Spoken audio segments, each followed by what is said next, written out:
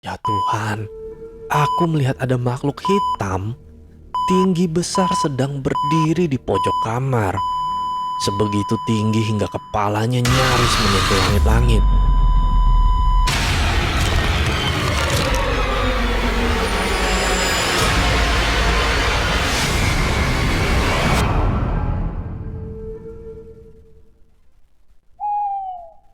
Halo para pecinta kisah horor di luar sana. Berjumpa kembali dengan saya, kurator dari kanal Suarna Lokaya. Kali ini kita akan membacakan kisah dari akun Twitter @bristory yang berjudul Tumbal Pesugihan. Untuk para pendengar yang mau membaca kisah ini secara langsung, saya juga menampilkan link pada kolom deskripsi. Dan silakan follow akun penulis. Sebelum kita masuk ke dalam ceritanya, saya mohon dukungan dari para pendengar untuk klik subscribe, like, and share. Dan jangan lupa aktifkan lonceng notifikasinya agar para pendengar tidak ketinggalan kisah-kisah terbaru dari Suarna Lokaya. Untuk para pendengar yang sudah memberikan dukungan, saya ucapkan banyak terima kasih. Dan semoga Tuhan juga melancarkan setiap usaha dari para pendengar. Mari kita mulai tenggelam dalam kisah ini. Kisah dimulai. Aku, Refti. Umurku 27 tahun. Aku akan bercerita tentang peristiwa seram yang aku alami 7 tahun yang lalu. Ketika itu umurku masih 20 tahun. Begini ceritanya. Ketika itu aku tinggal di Malang, di rumah Tante Mei. Tante Mei adalah adik bapakku yang nomor 4 dari 7 bersaudara. Beliau tinggal di Malang karena memang bersama suaminya punya usaha di kota apel itu. Suami Tante Mei, Om Roy, lebih sering keluar kota dalam rangka mengurus bisnis yang digelutinya. Jadi, praktis hanya ada aku, Tante Mei, dan Rifka, anak laki-laki Tante Mei, dan 3 orang asisten yang membantu mengurus rumah dan segala keperluannya. Ya, hanya kami berenam yang tinggal di rumah besar nan mewah ini. Rumah mewah nan besar, benar. Tante Mei dan keluarga menempati rumah yang menurutku sangat besar dan mewah. Rumah 2 lantai, memiliki 8 kamar besar. Perabotan mahal mengisi setiap sudut ruangan. Rumah ini juga berdiri di atas tanah yang sangat luas, nyaris 1 hektar. Karena itulah, halaman dan pekarangan yang dimiliki jadi sangat luas juga. Kolam renang besar menghiasi halaman belakang. Panas matahari nggak gampang menembus sampai permukaan air karena beberapa pohon besar dan rindang berdiri di sekelilingnya. Jadinya, aku yang hanya seorang putri dari pemilik warung kelontongan di Jogja, jadi seperti tinggal di istana raja. Lalu kenapa aku bisa tinggal di rumah itu? Kenapa bisa tinggal di rumah keluarga Tante Mei? Begini. Setelah lulus SMA di Jogja, aku sempat menganggur hampir selama 1 tahun. Kenapa nggak kuliah? Bapak belum cukup punya uang untuk biayanya. Aku bisa mengerti tentang hal itu. Ya sudah, tinggal di Malang saja. Biar tante dan om yang membiayai kuliah kamu. Hitung-hitung sambil menemani tante di rumah. Supaya jadi agak ramai kan kalau ada kamu. Begitu ucapan Tante Mei ketika datang berkunjung dan mengetahui kalau aku menganggur setelah lulus sekolah. Aku sungguh senang mendengarnya. Kebaikan Tante Mei bisa jadi merupakan jalan keluar dari keinginanku untuk kuliah. Ya sudah, singkat kata, bapak dan ibu setuju untuk aku berangkat ke Malang dan tinggal di rumah Tante Mei. Hingga akhirnya sekitar awal tahun 2013, aku memulai hidup di kota Malang. Kota yang besar, sama sekali belum pernah aku kunjungi sebelumnya. Aku akan bercerita sedikit tentang keluarga Tante Mei. Yang aku ingat, Tante Mei dan Om Roy menikah pada pertengahan tahun 90-an. Sebelumnya mereka adalah teman sekolah.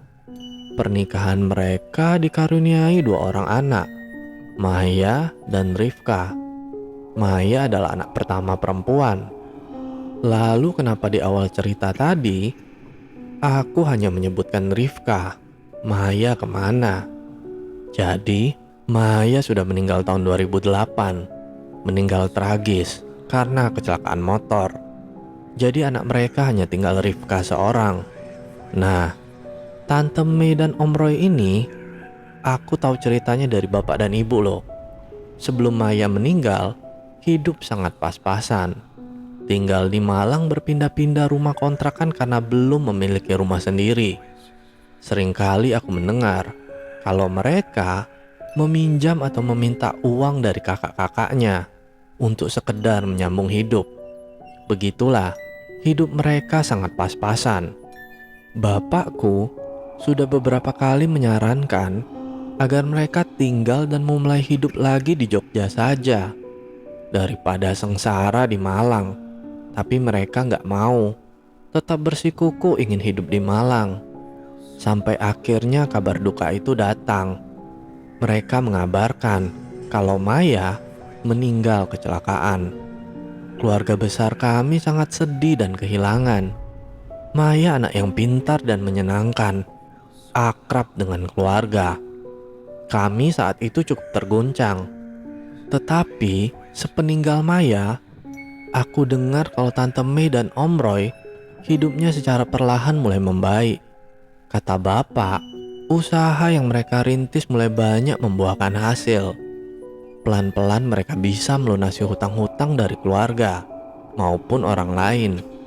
Yang sebelumnya selalu meminta atau meminjam uang, mereka mulai bisa memberi dan membantu keluarga lainnya. Sampai akhirnya, pada tahun 2010, mereka akhirnya mampu memiliki rumah sendiri. Waktu itu rumahnya bukanlah rumah mewah yang aku ceritakan di awal tadi. Masih rumah gak terlalu besar, tapi kata bapak sudah termasuk rumah mahal. Syukurlah, kami sekeluarga besar ikut senang dengan keberhasilan Tante Mei dan Om Roy dalam hal ekonomi keluarga. Bapakku anak pertama dari 7 bersaudara. Mereka semua lahir dan besar di Jogja, termasuk Tante Mei. Pada tahun 2011, adik bapak yang paling bungsu, Om Seno, terkena PHK di perusahaan tempat dia bekerja. Sejak itu dia menganggur. Ya sudah, Seno ikut aku ke Malang saja, bantu usaha kami, bantu pekerjaan Mas Roy, daripada nganggur di Jogja. Begitu kata Tante Mei setelah mengetahui kalau Om Seno sudah nggak bekerja lagi. Begitulah, akhirnya Om Seno berangkat dan tinggal di Malang, membantu usaha yang dijalani Om Roy. Aku yang cukup dekat dengan Om Roy sedikit merasa kehilangan ketika dia akhirnya pindah kota. Umur yang gak terpaut jauh membuat kami layaknya teman dan sahabat. Beliau adalah tempatku bercerita. Tapi sekitar 6 bulan kemudian kabar duka kembali datang. Om Seno berpulang ke pangkuan ilahi. Dia meninggal mendadak karena kecelakaan kerja, terjatuh dari atap salah satu pabrik milik Om Roy. Saat itu adalah momen terburuk dalam hidupku. Kehilangan om tersayang secara mendadak. Aku kehilangan sahabat dekat, kehilangan tempat bercerita, kehilangan tempat berkeluh kesah. Lagi-lagi kami sekeluarga berduka cukup dalam. Lalu, sekitar 1 tahun sepeninggal Om Roy, aku mendengar kabar kalau Tante Mei dan Om Roy sudah pindah ke rumah baru. Menurut cerita dari bapak dan adik-adiknya, keluarga mereka pindah ke rumah yang jauh lebih besar, lebih mewah, berdiri di atas tanah yang sangat luas pula.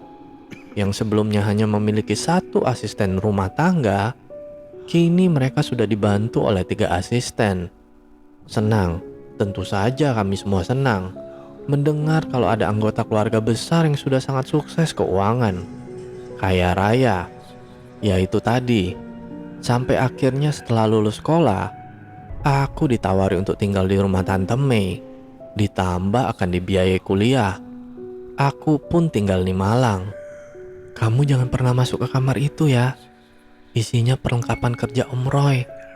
Nanti dia marah kalau ada yang masuk ke ruangan itu. Begitu kata Tante Mei pada suatu waktu pada hari pertama aku tinggal di rumahnya. Sebelumnya aku sudah diajak berkeliling, dikenalkan dengan 3 asisten, dijelaskan tentang seluruh kamar dan ruangan yang ada di dalam rumah yang sangat besar ini. Kamar yang dimaksud oleh Tante Mei tadi, yang gak boleh aku masuki, adalah kamar yang ada di lantai atas. Letaknya di depan sebelah kanan dari kamar yang akan aku tempati nantinya. Pintu kamar itu tertutup rapat dan sepertinya terkunci, karena aku sempat hendak membukanya namun gak bisa. Ini kamar apa Tante? Tanyaku ketika Tante Mei muncul dari belakang. Ya itu tadi jawaban Tante Mei. Katanya itu ruang tempat perlengkapan kerja Om Roy. Lalu beberapa kali seperti menegaskan kalau aku sama sekali gak boleh memasukinya. Ya sudah, aku pasti menurut. Gak akan berani untuk menentang omongan Tante Mei. Kamar yang misterius, begitu aku menyebutnya. Di rumah Tante Mei, aku disediakan kamar di lantai 2. Kamar besar yang letaknya gak jauh dari tangga, persis bersebelahan dengan kamar mandi. Di dalam kamar sudah tersedia perabot mahal, tempat tidur empuk dan nyaman, lemari besar, tapi tanpa TV. Kamar yang sangat mewah menurutku. Oh iya, kunci pintu kamar kamu kayaknya masih rusak deh. Tante belum sempat untuk menghubungi tukang untuk memperbaikinya. Selalu lupa. Begitu kata Tante Mei ketika kami sedang di meja makan. Benar adanya. Pintu kamarku kuncinya rusak. Bisa tertutup, tapi nggak bisa dikunci. Ya sudah, nggak apalah. Toh di rumah ini terbilang aman. Lagi pula aku terkesan gak sopan kalau selalu mengunci pintu kamar. Hari pertama dihabiskan dengan berkenalan dengan lingkungan rumah serta penghuni lainnya. Hingga gak terasa, akhirnya malam pun tiba. Aku bersama Tante Mei dan Rifka bersantap makan malam di meja makan. Bermacam makanan lezat tersaji di atas meja marmer besar yang aku yakin pasti harganya sangat mahal. Persis di tengah ruangan, bergantung lampu kristal besar menerangi seisi ruang makan. Sampai pada saat itu, aku belum juga berhenti terkagum-kagum dengan segala harta di rumah yang dimiliki oleh Tante Mei dan Om Roy. Benar-benar seperti istana dengan perabotan layaknya untuk raja dan ratu. Sungguh kaya raya mereka. Ya sudah, kamu istirahat dulu sana. Pasti capek kan seharian ini. Tante Mei menutup percakapan kami malam itu. Setelah itu kami masuk ke kamar masing-masing. Oh iya, di lantai 2 aku sendirian. Gak ada lagi yang menempatinya selain aku. Tante Mei dan Rifka masing-masing kamarnya di lantai 1. Para asisten rumah tangga kamarnya di belakang, terpisah dari bangunan utama. Jam 9 malam, aku sudah berada di kamar. Isi kepala masih terus saja berkutat pada kekaguman akan kekayaan dan kehidupan mewah yang dimiliki oleh Tante Mei dan Om Roy. Mereka pasti sudah sangat bekerja keras untuk mendapatkan ini semua. Itu yang ada dalam pikiranku. Mungkin sekitar jam 11 malam akhirnya aku bisa tidur.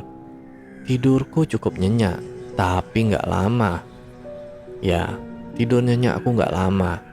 Sekitar jam 2 aku kembali terjaga. Sejak masuk kamar tadi, sengaja aku gak matikan semua lampu. Aku hanya nyalakan lampu kecil di meja belajar untuk sekedar menerangi, supaya gak terlalu gelap.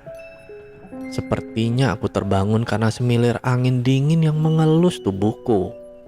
Anginnya berhembus masuk melalui pintu kamar yang dalam keadaan terbuka. Pintu kamar terbuka? Ya, aku juga heran. Kok pintu kamar terbuka?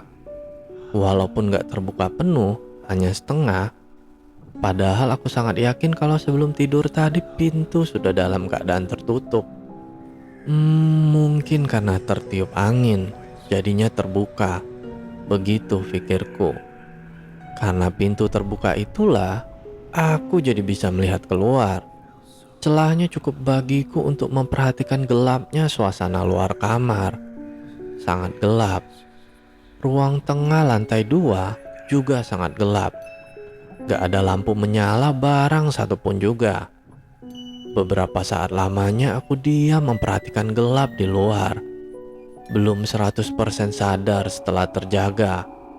Aku juga masih berusaha mengumpulkan niat dan tenaga untuk bangun dari tidur, lalu menutup pintu.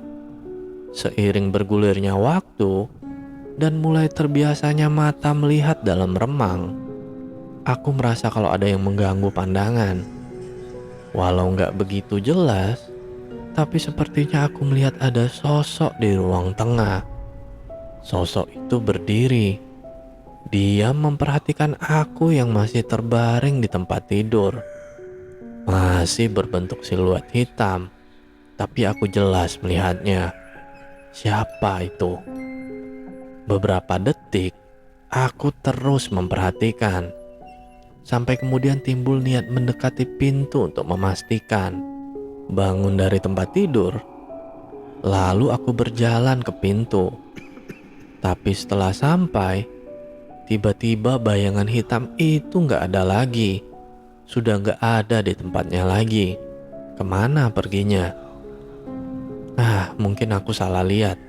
Begitu pikirku. Lalu menutup pintu rapat-rapat. Aku kembali tidur. Hari berikutnya aku jalani dengan kegiatan yang sedikit banyak menjadi kesibukan baru. Entah itu membantu pekerjaan rumah, antar jemput Rifka sekolah, membantu usaha Tante Mei, apa sajalah aku lakukan untuk mengisi kekosongan. Belum ada kegiatan perkuliahan. Karena waktu itu, pendaftaran masuk universitas memang belum dibuka. Seiring berjalannya waktu, aku juga jadi lebih akrab dengan penghuni rumah, termasuk dengan para asisten rumah tangga. Mbak, memang kamar atas depan kamarku itu isinya apa sih? Kok sepertinya misterius sekali, gak ada orang yang boleh masuk? Tanyaku kepada Mbak Ning pada suatu ketika. Mbak Ning adalah salah satu asisten rumah tangga. Oh, kamar itu ya Mbak. Saya juga gak tahu pastinya. Lawang saya juga gak pernah boleh masuk. Walaupun hanya untuk membersihkan, pintunya kan selalu terkunci. Begitu jawab Mbak Ning. Aneh, tapi ya sudahlah. Aku gak bertanya lebih jauh.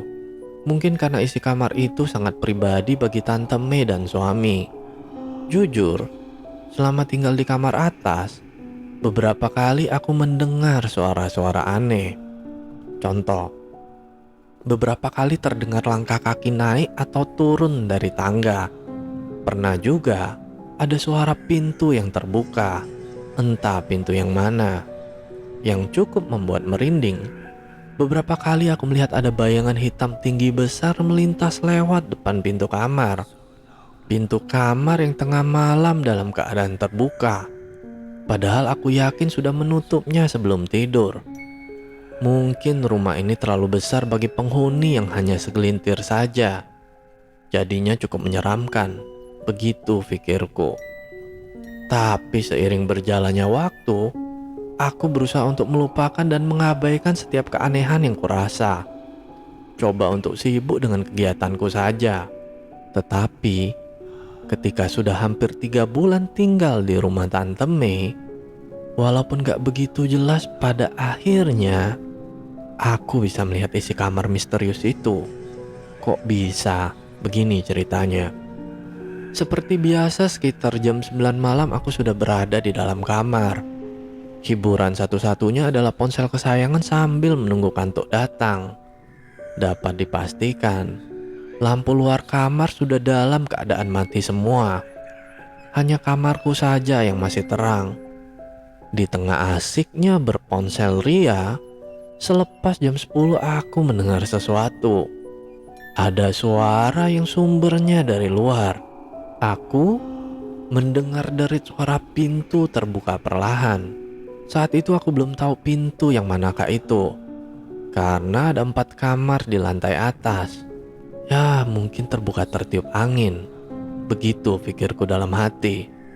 Tapi tiba-tiba terdengar suara lagi. Kali ini sepertinya suara pintu tertutup.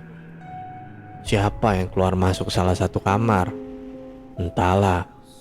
Setelah itu, aku memutuskan untuk mematikan lampu besar dan membiarkan lampu kecil tetap menyala.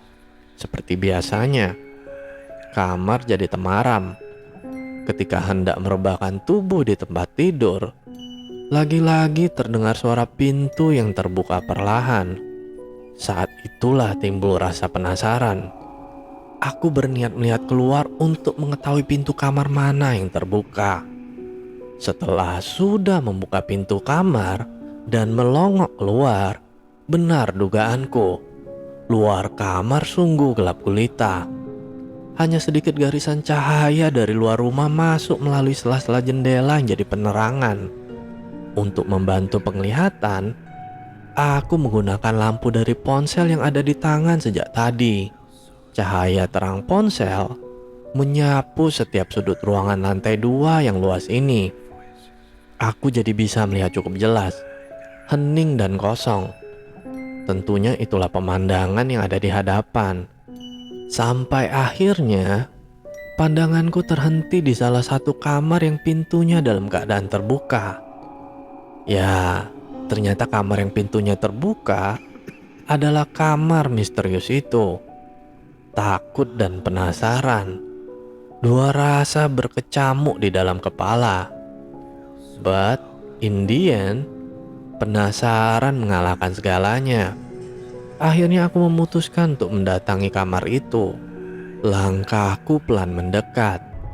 Tapi walau semakin dekat, tetap hanya melihat pekat.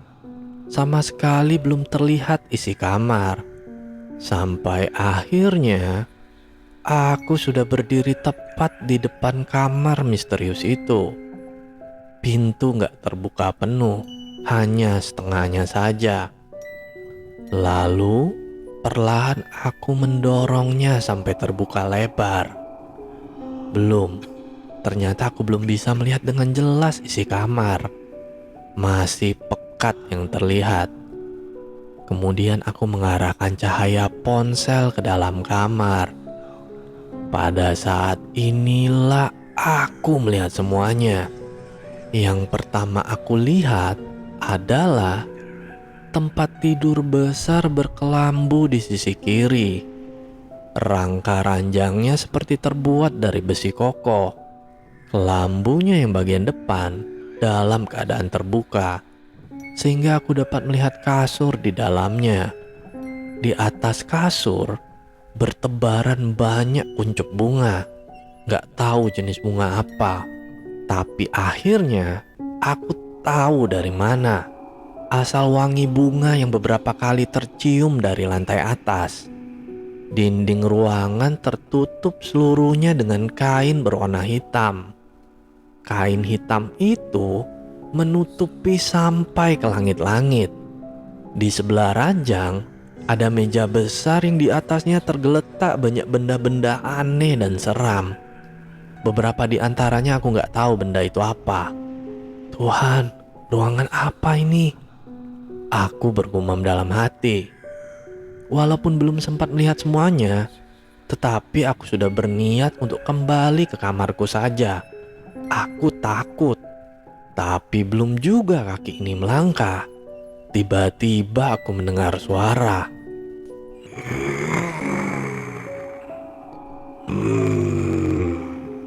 Ada suara seperti mengeram, pelan tapi terdengar jelas.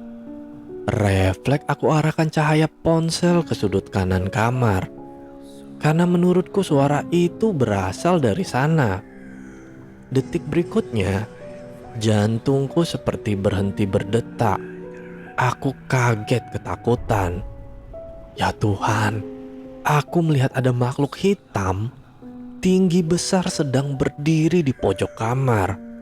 Sebegitu tinggi hingga kepalanya nyaris menyentuh langit-langit. Sungguh sosok yang sangat menyeramkan. Melihat itu semua, aku langsung lari menuju kamarku. Setelah sudah di dalam kamar, aku lalu menutup dan berdiri bersandar pada pintu. Karena aku sadar kalau pintu kamarku ini gak bisa dikunci. Aku menangis pelan, ketakutan. Tapi walaupun begitu, aku masih bisa mendengar suara dari luar. Suara pintu yang perlahan tertutup. Aku yakin itu pintu kamar gelap. Setelah itu semalaman aku duduk bersandar di pintu hingga pagi menjelang. Sejak itu, aku menyebut kamar misterius itu dengan sebutan kamar gelap. Hari-hari berlalu. Aku terus jalani hidup di rumah Tante Mei. Tante Mei memenuhi janjinya untuk membiayai kuliahku. Sekitar bulan Agustus, aku sudah mulai berkuliah. Tapi, semua kejadian seram di rumah tetap aku rasakan. Terus saja kejadian. Itu yang membuatku sangat gak betah. Ditambah, entah sudah 2 atau 3 kali, aku mengalami mimpi aneh dan menyeramkan.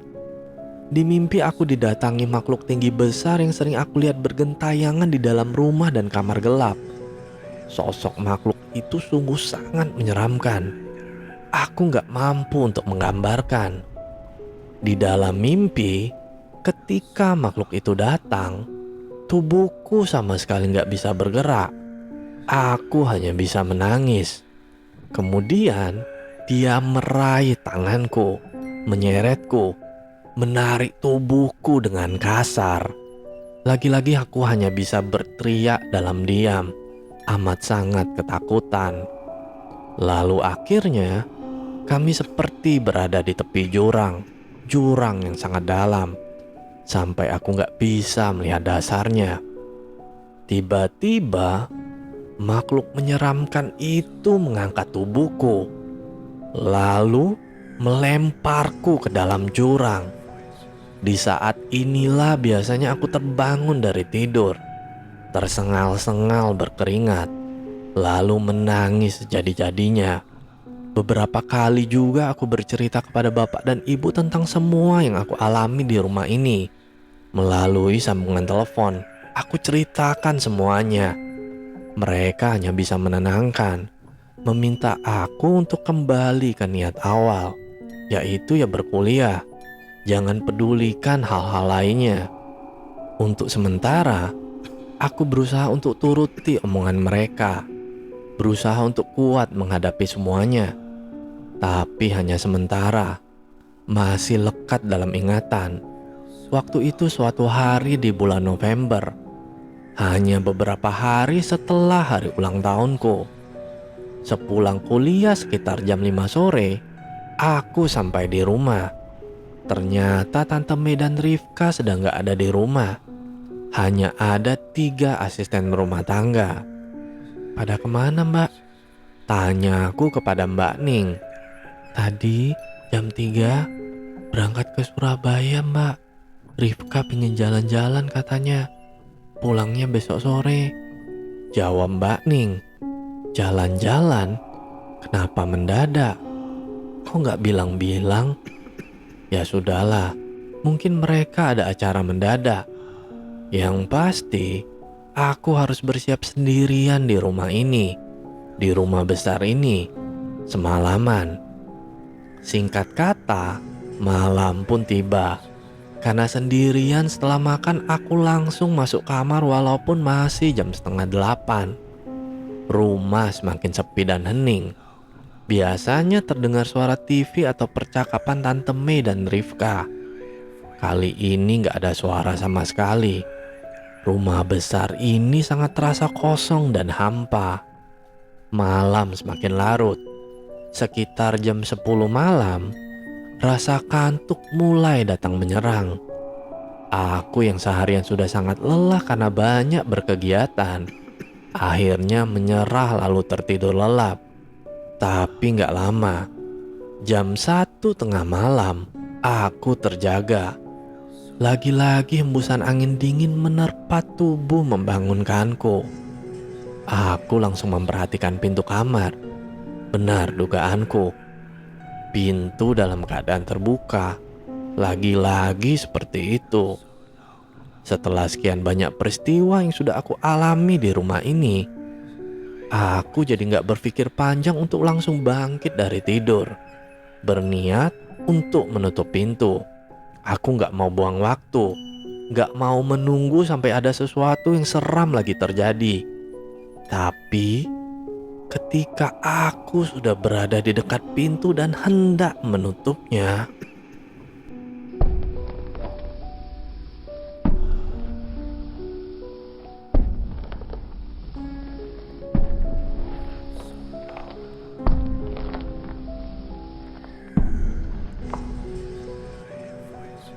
tiba-tiba aku mendengar suara seperti itu. Terkaanku, itu adalah suara pijakan kaki menyentuh ubin lantai. Suara kaki yang sedang melangkah berjalan. Aku terus diam, berdiri menajamkan pendengaran. Coba menebak dari mana suara itu berasal. Dari lantai bawah. Aku yakin kalau suara itu berasal dari bawah. Entah apa yang ada di pikiran, aku berjalan pelan menuju teras dalam lantai 2. Dari situ aku dapat melihat situasi di lantai 1.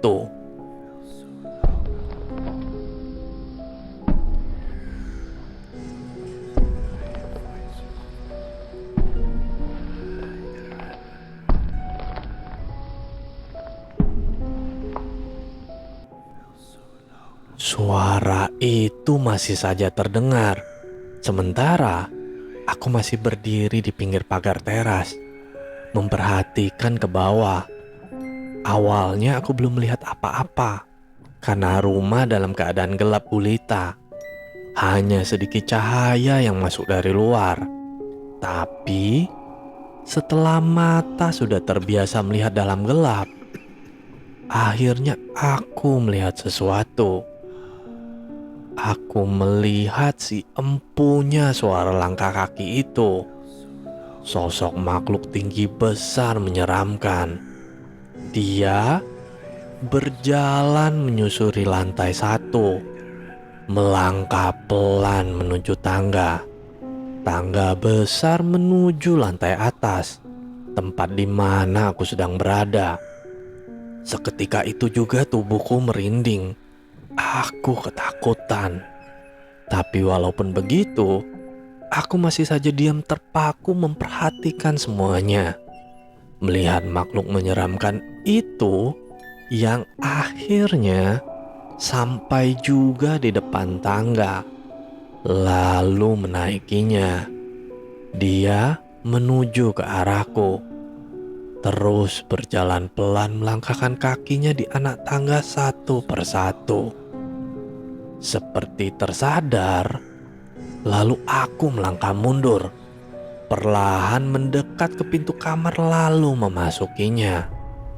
Di dalam, aku langsung menutup pintu rapat-rapat, lalu berlari menuju tempat tidur, menaikinya, kemudian duduk meringkuk di tempat paling sudut. Aku sangat-sangat ketakutan. Berharap makhluk menyeramkan itu gak akan masuk. Tapi harapan tinggal harapan, karena aku melihat gagang pintu bergerak-gerak sendiri. Ada yang sedang berusaha untuk membukanya dari luar. Benar, karena beberapa detik kemudian, perlahan pintu mulai terbuka. Di sini aku mulai menangis, tapi aku gak mampu berteriak. Ketika pintu sudah terbuka lebar, akhirnya aku melihat sosok makhluk tinggi besar itu. Dia berdiri diam memperhatikan. Aku terpaku, tubuhku kaku. Kemudian dia melangkah masuk. Pada saat inilah aku dapat melihat bentuknya dengan jelas. Sangat-sangat menyeramkan. Gak mampu aku menggambarkan. Lalu sosok itu terus mendekat dan semakin mendekat. Seperti mimpi buruk yang jadi nyata. Aku rasakan semuanya. Akhirnya, dia sudah benar-benar berdiri di samping tempat tidur. Aku hanya bisa menunduk sambil terus menangis.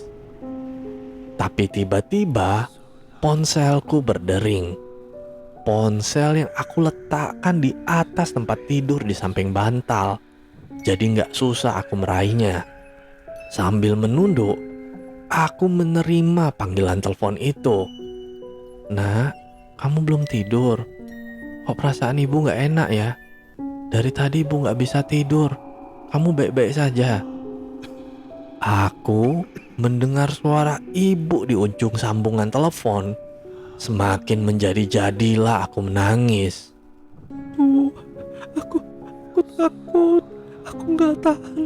Aku pengen pulang saja, Bu. Aku takut, Bu. Aku takut." Sambil menangis, aku bilang seperti itu sambil terus menundukkan wajah. "Iya nak, iya. Kamu pulang saja ya, kamu pulang." Begitu jawab ibu. Aku terus menangis sambil menceritakan apa yang pernah aku alami dan apa yang sedang berusaha aku lewati malam itu. Syukurlah, setelah itu akhirnya aku berani untuk mengangkat wajah dan melihat seisi kamar. Ternyata makhluk seram itu sudah pergi. Gak ada di kamarku lagi. Aku langsung berdiri lalu menutup pintu. Malam itu aku ditemani ibu sampai benar-benar bisa tertidur. Keesokannya, tiba-tiba bapak datang pada sore hari. Aku sangat senang melihat beliau. Langsung aku peluk erat-erat tubuhnya. "Pak, aku sudah gak kuat lagi. Aku mau pulang saja, Pak. Tolong bolehkan aku pulang ya, Pak," ucapku sambil menangis sesenggukan. "Iya nak, bapak juga datang untuk menjemput kamu kok. Bapak dan ibu sudah tahu semua. Ayo kita pulang." Begitu kata bapak. Sore itu juga, aku pulang ke Jogja bersama bapak. Meninggalkan rumah Malang dengan segala kengeriannya. Terima kasih Tuhan. Aku masih diberi kesempatan untuk hidup. Terima kasih aku masih terselamatkan. Tamat. Halo para pendengar, sudah merinding dengan kisah ini? Baiklah, jika para pendengar suka dengan kisah ini, silahkan tinggalkan komentar di kolom komentar. Dan bagi para pendengar yang mau kisahnya dibawakan, silahkan kirimkan ceritanya ke email swarna.lokaya@gmail.com. Cukup sekian kisah horor kali ini, semoga para pendengar beserta keluarga sehat selalu. Dan sampai bertemu lagi dengan kisah horor berikutnya. Tentu saja di kanal Swarna Lokaya. Bye.